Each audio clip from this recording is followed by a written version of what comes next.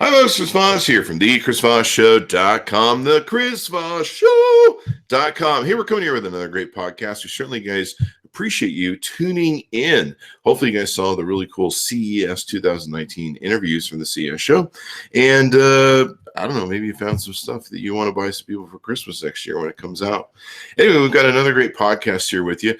Be sure to go to youtube.com/Chris Voss, hit that bell notification button, tell all your friends, neighbors, relatives to go listen to the Chris Voss Show. Of course, you can find us on Spreaker and on iTunes, Google Play, on iHeartRadio, and Spotify. So definitely you can find us everywhere that you want.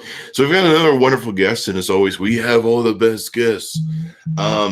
Today is Daniel Ameduri. He is the co-founder of the Future Money Trends Letter.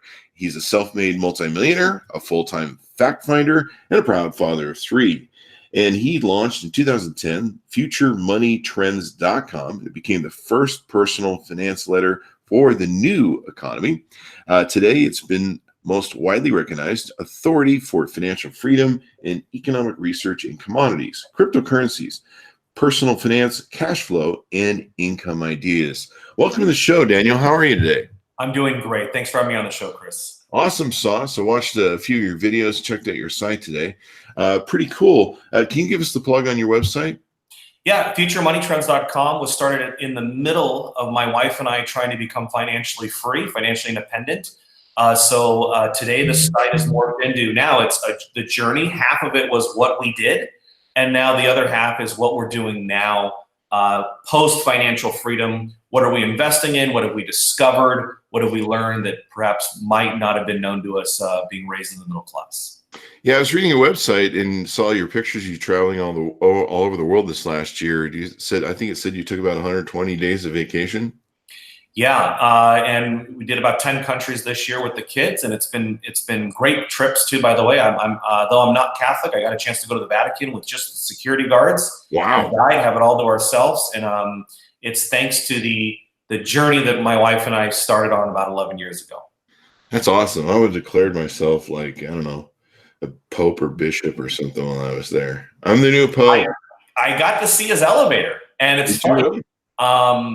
It was like this black walls with like this red dragon in it. And I'm like, guys, if you're trying to avoid conspiracy theories, don't have like the black elevator with a red dragon be the Pope's elevator. Did the elevator go down or up? It went down. That could be bad. I've heard the Vatican has a basement. Maybe Satan's in it. I don't know. Who knows? That is kind of funny though. I don't really see the Pope as a dragon sort of guy. Maybe there's something we don't know. Means something different. Who knows what it is? That would be funny if he came out. Maybe he really likes Game of Thrones, and that's dragon thing there. So you guys have a financial newsletter, and I think you've been through kind of a journey on your website. It talked about how you went from near bankruptcy to become a multimillionaire. Do you want to give us kind of a summation of the journey there? Yeah, I mean, I was always fascinated with money as a child. Got into finance really young age, like 13 years old, started reading all the Kiyosaki books, bought into my first business at 16, started buying stocks at 17, bought my first house at 18 to rent, had ultra like uber success from 2000 to 2007. Thought I was really smart, wasn't that smart, blew myself up completely down to a crisp, to where my wife and I, in 2008, were sitting in a bankruptcy attorney's office wondering what we were going to do. Wow. Luckily, we never filed bankruptcy. But about a year after that, when she got pregnant with our first child, we really formed a plan to never be poor. It wasn't even to be rich anymore. I had let that go. I was like, I just want to, am I not going to be poor? And that's the journey that we started in 2009 and ultimately led us to becoming financially independent. I think that's Nike's new slogan. Don't be poor, eh? So you went on quite a journey. You guys have, I guess your newsletter was one of the first to profile cryptocurrency at $13.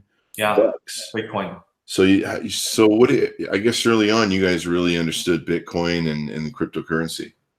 You know, it was more of, I wanted this letter to be something new. It was a post-2008 financial crisis. So I was like, Where does the regular guy go where he gets the Dave Ramsey part, but he doesn't want to wait 35 years to retire or to be financially free? I want to do this in like 5 to 10 years. So I've got the Robert Kiyosaki and the Dave Ramsey, and then you got a little bit of the Peter Schiff in there buying gold and stuff. And all these came together, and I created Future Money Trends. And, I had a lot of young people in the office working with me near my house. And they were always telling me about cryptocurrency. Of course, they were telling me Bitcoin at $1, at $2, at $3. And finally, I begrudgingly profiled at $13.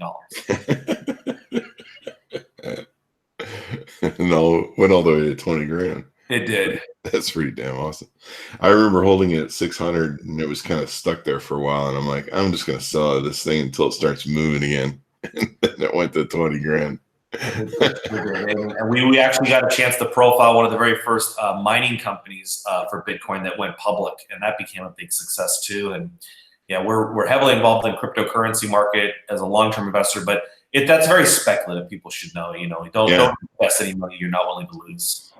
How is mining doing these days? I know that I've seen huge mining farms that people have built. I don't know if it's still as popular as it used to be. For a while there, it was kind of the gold rush.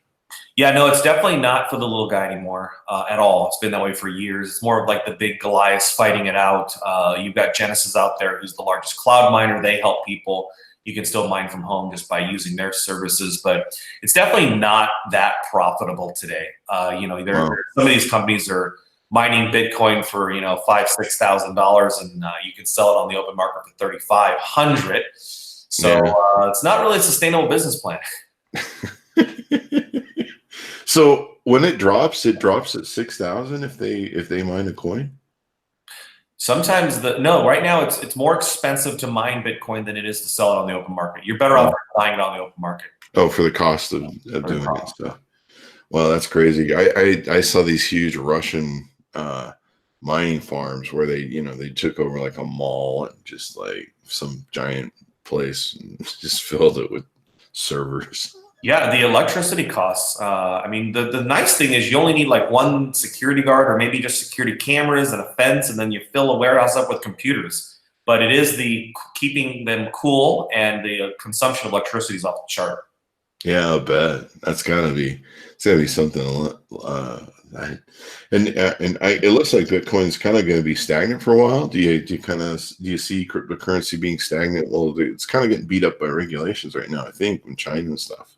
Yeah, I see it, for the next year, more infrastructure build out. The enthusiasm is still there with all the entrepreneurs. It had that mania phase, which in 2017 brought a lot of new people into the sector, not a lot of new adoption. But there's a lot of things that need to be sorted out. For example, Bitcoin needs to be able to, at the very least, compete with Visa and MasterCard. And right now it can't. When it first started, it was very easy. I could send you $1 million and it would cost 5 cents. That's not the case. Now I can't even buy a cup of coffee for $3 without paying $1 in fees. So it has the infrastructure part that has to be worked on. It is being worked on. I'm convinced by some of the smartest people in the world. And it will be back. But it might not be back till 2020 as far as where there's massive retail demand for it. I had a credit card with my Coinbase account. I think it was called Swift. It was from another company, and they would allow you to do debit cards to your Coinbase account, just like you just swipe the card. But I never did look at the fees, and I didn't spend that much money through it. In fact, I used it so much they canceled it because I wasn't using it. But I never did look at the fees. I was probably getting charged quite a bit of fees from Coinbase. It's that high, and that'll be worked on though. That'll be reduced. Yeah, it definitely needs to make some huge changes in that. So, so you and your wife saved up a lot of money and changed your guys' thing. What was the craziest thing you guys did to save money? So we get asked that question a lot, and it's kind of controversial, but we got rid of our dogs. Now we did a lot to save money. That wasn't like get rid of your dog and you'll be financially free. Like, we moved. We left an area. Looking at me.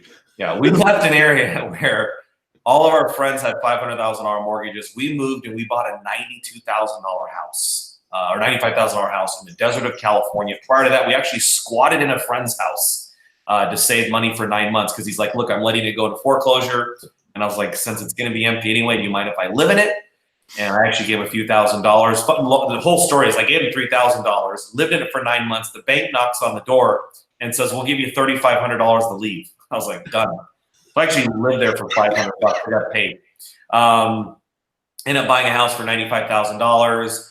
She sold her wedding ring to pay off our cars. But at some point in time, and getting rid of the TV and eating less meat, we did have these 2 dogs that they were wiener dogs. So they had a lot of back problems and medical bills. Oh, wow. And we just were like, look, this is like 100 to 150 a month. Let's get rid of them. And we did. We gave them to a great couple who took care of, like, they had like 7 other wiener dogs with them. So it was not a sad ending to the story. It was just probably the craziest thing we've ever done to save money. Adventures of wiener dogs. Yeah. Sorry, I'm just picturing a whole bunch of wiener dogs. Yeah. Kid's dream, right? You know, a bunch of wiener dogs running around the house. So you guys did a lot of that. You guys basically, just cut away the fat and focused on getting on your feet, getting the basics done. It sounds like a lot of this, of course, for our listeners, this probably happened during the bust of the housing bust, and there's a lot of people in empty homes. I remember in my home or my street up in the north of here in Las Vegas, every 3rd home was occupied. So the whole street was like maybe 20 people out of like 50 homes or something. And you go out at night and you hear this chirping like crickets, only it was all the fire alarms whose batteries had gone bad. And they would just all be chirping down the street. And that's how the squatters actually that would break into homes and live in them would know which houses were empty because the fire alarm batteries were dead and chirping. That's incredible. Yeah, no, I remember those times, and it was during those times, 2009, 2010 is when all this is happening. And, in hindsight, I'm so glad we did it. It made us tougher, and it made us, like, we feel like even if something happened to us now, like, it wasn't that bad. We were still together. We're still eating, Thai food on a Friday night, having a good time together. And though we had jobs, so that sucked. But, it was still, we loved each other, and we had a good time. And we learned that we can live off of very, very little. And sometimes going through those troughs, those downward things and living through it, you get to the other side and you're like, okay, we can do this. And sometimes, how bad it can be probably makes a relationship stronger or whatever. Because a lot of people separate when finances go down and a family gets in trouble. They break up and blame the other person. And, at least that way, you can get through some very tough times together. Yeah, it certainly made us much more financially conservative. So we've always talked about how our income usually our lifestyle lags our income by about 2 years. So even when we become millionaires, past the point of financial independence, and millionaire doesn't mean you're financial. I'm talking about, my definition of financial independence is when your passive income investments pay for your lifestyle.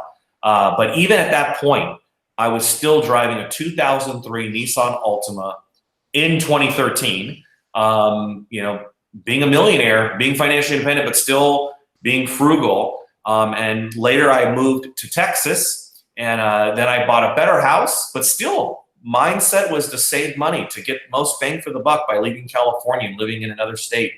And it's still that way. So even when I spend money, people probably think, man, he just must have come into money yesterday. But actually it's that I'm just now feeling more comfortable spending a little bit more money. Yeah. Well, they say a lot of millionaires are millionaires because they're frugal and they save money and they're miserly about it. And we spend so much money on so much crap that we don't need and buy things to impress people that don't give a damn about us, quoting Flight Club. And so in your newsletter, you also recommend for retirement or for savings, put some of your money in gold and silver, and I guess some in cryptocurrency then. I put a little bit in cryptocurrency, very speculative. I like gold for a lot of reasons. So a lot of people will tell you, like financial advisors, put 5 to 10% in gold, but then they never do it. I like gold a lot because of going through the financial crisis and also talking to other investors who dealt with different things or business owners with the government. I think it's good to have some some safe physical currency like gold off the books, outside of the lawsuit world, outside of the IRS being able to freeze it overnight. I like the idea of having some money just out of bounds from the government and perhaps third parties that might want to sue you. There was a guy here who's super rich in Las Vegas, and he actually got like one of those big, I guess it was one or two of those big cargo containers that they have on the ships, and he filled it with silver and they buried it like in the middle of nowhere, and they built a city around it. And one day he wanted to go have someone go check and make sure the silver was there, and they went over to dig it up, and the cops were like, what the hell's going on? It's like a whole big thing of silver. So I guess he figured the IRS wasn't going to get to that yet. No, that's funny. Yeah, burying it. But I would suggest Brinks has plenty of programs all around the world where you can store with Brinks. So you could store some at your house, but definitely physically have it on you. And again, it's financial insurance. I don't buy it because I want it to go up. I want Disney and the Dow to go up because that means life is good. If gold goes up, that means probably something's wrong. So ideally, I'd like the gold just to stay where it is or go down even. It's really an insurance policy. Just an insurance policy for if the markets turn and you've got some gold. It's always good to have. Sure. You can trade it with the zombies and the zombie apocalypse. So yeah, or just have it will have value post whatever happens, right? Like if something happens with the dollar, okay, it's not like the United States just goes away. There'll be a new currency. We've had like $5 already. So a new dollar, and then gold will be able to trade in for the new dollar. Yeah. It'll be interesting to see how that all pans out. How do you know when it's time to buy a stock? What do you recommend there? Oh, usually, what I do is kind of just throw a bunch of stock tickers in the hallway floor and see which one the 4-year-old picks up. And that's what we go all in. Look, people buy stocks for different reasons. If you're buying stocks for the long term, I think you just want to buy a stock that's a great business. And I usually ask myself, will my grandkids do business with this company? And so then I feel great about buying a company like Disney or a Budweiser, something big, something safe, something that dominates their sector. I think that's the volatility you cannot protect yourself from. But what is safe and what is not safe? What is risk? Well, can Disney go from $110 to $50? Yes. Is Disney going to be around in 2030, 2040? Yeah. And there's a good chance they'll still be the dominant brand in what they do. Anything they want, they just go buy it. Dude, Amazon for a while there when they were $1 trillion market cap, I don't know why they weren't just scooping up all these great businesses like they did Whole Foods, but why stop there? They could have just scooped up $100 billion of the companies that are, huge brands. But yeah, I don't know. Maybe because he knew he was going to get divorced soon and lose half his wealth. So he's like, I better not spend that money. Yeah. And then she's a co-founder, so maybe she was like, I don't want to spend that money. I'm going to leave his ass. And seriously, look at him. Who wants to keep this guy? I'm sure Jeff Bezos is a nice feller. So this is a good question. Why do you believe retirement is a scam? Well, it hasn't. So you kind of open a can of worms there. So it is a scam, to be honest with you, in my opinion. First of all, it's not been around as long as most people think it has. There was some sort of pension system for like Roman soldiers that died off. In the 1850s, there was a German one that died off. American Express finally created the first one. And then there was some sort of retirement program, but only the last 100, 150 years max you could make that case. But now, just like at the top of any pyramid scheme, it works for the people who first try it. So great. Congratulations to everybody from the World War II generation. Since then, it has not worked. And it's really not working for most people. And it's even become a misallocation of time and energy because Wall Street is raking it in on fees, and you're deferring all your life enjoyment for when you might be financially free. My thing is, why not get rid of the whole damn idea and just focus on becoming financially free, or instead of financing everything, live a sustainable lifestyle right now? What's stopping people from living the retired lifestyle in their 30s and 40s? It's that they adopt the life script of financing their home, financing their cars, overpaying for everything, and assuming that financial independence is not something to be achieved until you're in your 60s. Yeah, that's what a lot of people do. You or me? That's me. I'm sorry. I don't know they why. think they're going to have a lot of money at the end, or they're going to be able to live on it. And a lot of people, when they retire, they find out there's not as much money, and they find out there's actually some taxes when you retire. Or I think my mom or somebody I knew that retired, they were screaming about, what, there's still taxes? I thought this is all untaxed. Yeah. Well, that's one of the things, even at 16 years old, I remember at my home ec class, they were talking about how you get to defer your tax on the 401k and then withdraw it at the lowest tax bracket. And even at 16, I was like, wait a minute. When I'm 60, I better be in the highest tax bracket. I am not going to be poor when I am 60. You know, like why would you ever have the goal to be in your 60s in the lowest tax bracket? I get it. We won't want to pay less in taxes, but why is that the plan? The only way to be in the lowest tax bracket is to be impoverished, and that is just not a good plan. It does save you some money on taxes, though. It saves you money on taxes when taxes are historically at their lowest they've been since 1930. Can you believe that? I am so sorry. My wife's phone must be paired up with this device. So anyway, but yeah, no, look, you can pay 35% now or gamble with whatever the IRS tax rate's going to be, and who knows from now, right? It could be 70% as far as we know. Yeah, evidently we have a $2 trillion deficit. I think it got announced there recently, and we've added two more trillion to our deficit. So I'm not sure how we're going to be paying for stuff in the future. We're going to have to get some really high-end, high-interest, high-risk credit cards or something. Yeah, no, honestly, you think about the United States with how much it consumes and how much people think is normal. I am so sorry. I don't know why this phone call will not go away. You know, with the United States, everybody thinks that's normal. Well, that's just like our lives. It's not normal. Like they talk about all these entitlement programs like Social Security and stuff. They're not sustainable now. When you're borrowing $1 trillion of debt, that is not a sustainable situation for any country. Yeah, and they've used the money that was put in the Social Security system, so they've already spent it. So we're borrowing against money to pay people back for a retirement program. So it's going to be pretty interesting.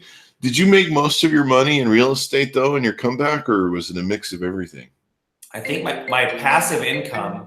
I don't know what to do about this phone call. It just will not go away. Sorry.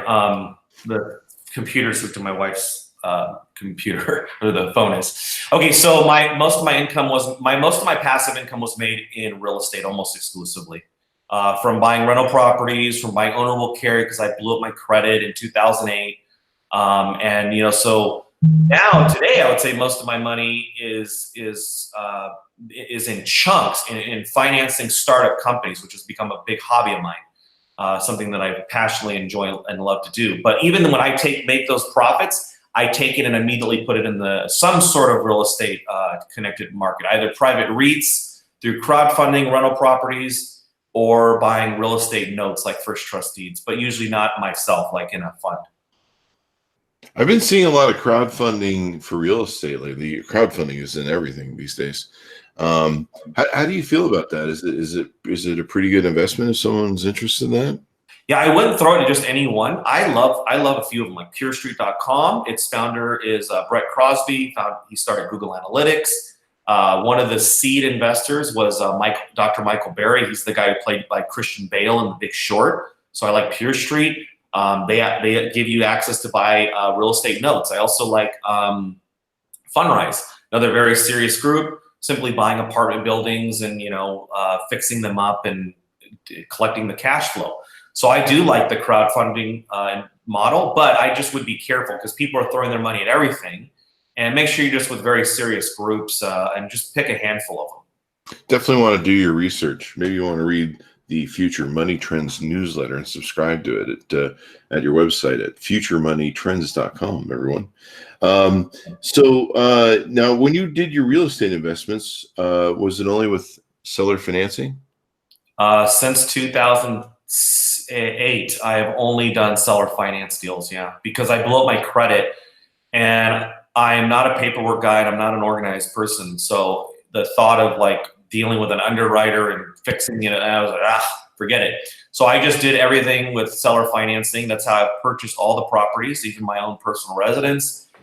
And I just started being on the other side of that trade. I've now done 2 where I become the seller.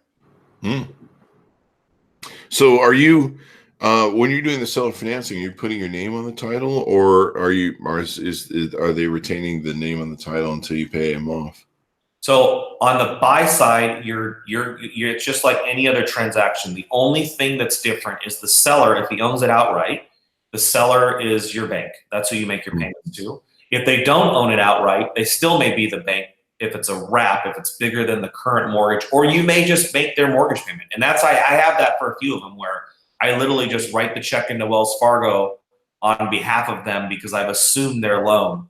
But everything else is normal. Like as far as you'll go through a title company or an escrow company if you're in California, the property is transferred to you. You have full and legal ownership. There you go.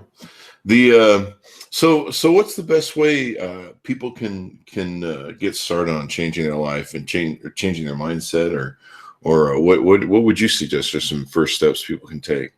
I think the first step is to make that decision that this is what you really want, because you're going to have to overcome the societal peer pressure of what's normal. So consider that no one else is joining you for this journey. Your mom and dad, your sister, your friends, your best friend, no one else is joining you on this journey except for your spouse. And so is this something you really want to do? Because you might look poor. You might have to opt out of some things that people are going to do in life. And it might be a life of 3 to 5 years of some serious sacrifice and some serious focus. So do you really want it? Because if you really want it, you have to choose that. And once you choose that, then you go through your life and you start cutting the hell out of your expenses until you can slash it down 50%. 50% seems huge until you really consider moving. You're more than likely going to have to move because you're probably not living in a situation that's sustainable. Might be sustainable to you because your whole paycheck can pay for your lifestyle, but you need half your paycheck to pay for your lifestyle because you're going to need to use the other half of that paycheck to buy things that send checks to your mailbox. Because all of your investments from now on are not going to be things that you hope to go up. Your criteria will be things that bring a check to my mailbox. If I'm not cashing a check, or if they're not ACHing me money on a monthly or quarterly basis, I'm not investing in it. And those are the 3 things: to make the choice, slash expenses, and start buying things that bring you checks. Nice. Years ago, I had bought a big home, and I ended up regretting it after a year because I realized I could have bought 4 homes over on the other side of town for the amount that I'd paid for that home, and I could have rented out the 3 homes and then lived in the cheap and expensive one myself, and probably had a nice little rental situation going on. But instead, I bought this massive giant home and lived it all by myself, and I did that for several years, and just was like, do I really need all this? And so I downsized and moved to Vegas. But for a lot of years, I got wealthy, and then I started buying everything, BMWs and all the stuff that I thought I needed to impress people.